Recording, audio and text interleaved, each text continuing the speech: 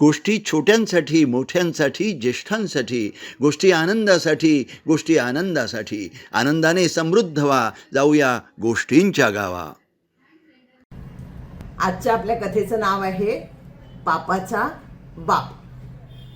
एकदा एका वेदशास्त्र पारंगत अशा वडिलांनी आपल्या मुलाला वेदशास्त्रामध्ये प्रवीण करण्यासाठी एका शास्त्र संपन्न अशा विद्वानांकडे दूरदेशी शिकायला पाठवलं. तिकडे बरेच वर्ष शिक्षण घेतल्यावर वेदशास्त्रात प्रवीण झालेला मुलगा आपल्या गुरूंची आज्ञा घेऊन पुन्हा आपल्या घरी परतला. घरी आल्यावर त्याने आपल्या वडिलांना नमस्कार केला आणि म्हणाला, बाबा, आता मी सगळ्या विद्या आणि शास्त्रामध्ये पारंगत झालेलो आहे. तेव्हा मला तुम्हाला एखादा प्रश्न विचारायचा असेल तर विचारा. त्याबरोबर बाबांनी म्हटलं, बाळा, माझ्या एका प्रश्नाचं उत्तर दे. पापाचा बाप कोण? मुलगा संभ्रमात पडला. त्याला पटकन उत्तर देता येईना.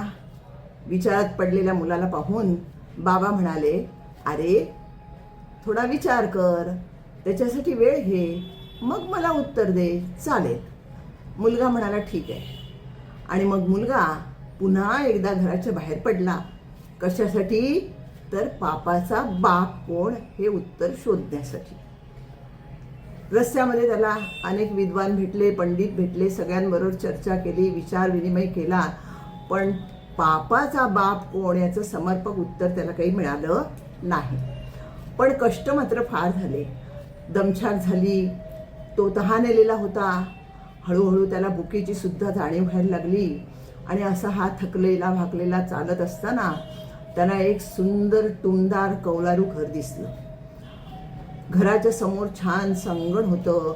अंगण शेणाने सारवलेलं होतं. अंगणामध्ये एक छोटंसं तुळशी वृंदावन होतं. त्याच्यात डवरलेली तुळस होती. तुळशीची नुकती पूजा झालेली होती. उदबत्तीचा सुगंध दरवळत होता. रांगोळी घातलेली होती. हे सगळं सुंदर प्रसन्नदायक वातावरण बघितलं आणि त्याच्या मनाने निश्चित केलं की हे एखाद्या वैष्णवाचंच घर असावं. इथे आपल्याला पाणी मागायला काही हरकत नाही. म्हणून त्याने अंगणात प्रवेश केला. त्याबरोबर घरातून एक सुंदर स्त्री बाहेर आली आणि तिने त्यांची चौकशी केली. त्यांना आपल्या घरात येण्याची विनंती केली.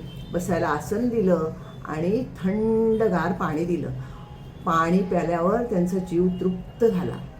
आणि हे पाणी पित असतानाच त्यांना स्वयंपाकघरामधल्या एका सारवलेल्या चुलीवर स्वयंपाक चाललेला दिसला.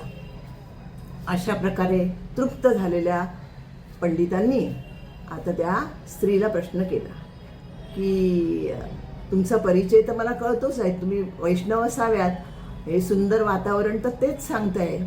त्याबरोबर ती स्त्री म्हणाली, महाशय, तुमचं काहीतरी गैरसमज होतोय. मी वैष्णव नाही, मी नगरवेश्य आहे. अरे बापरे!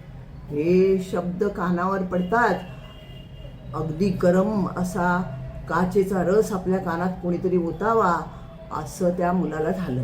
त्या मुलाने लगेच आपले हात कानावर धरले.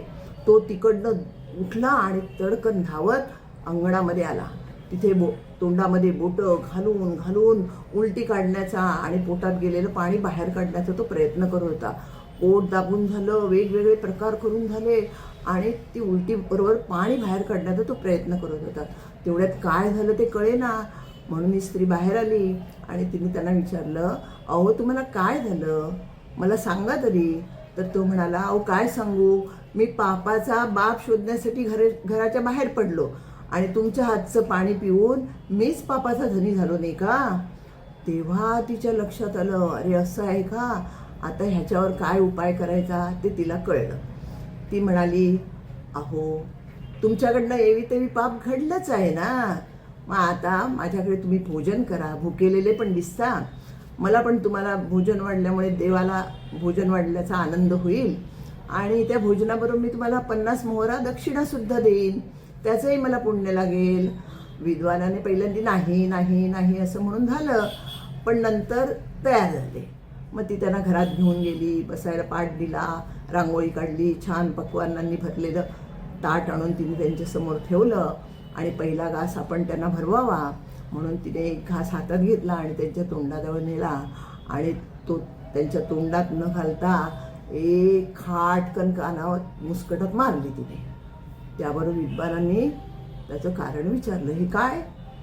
तर म्हणाली, खरं सांगा, मी नगरवेश्या आहे हे कळल्यानंतरही तुम्ही माझ्याकडे जेवणाला का तयार झालात? तर तो म्हणाला, तुमची देवावरची निष्ठा, भक्ती आणि प्रेम पाहून मी इथे प्रभावित झालो आणि म्हणून मी तयार झालो.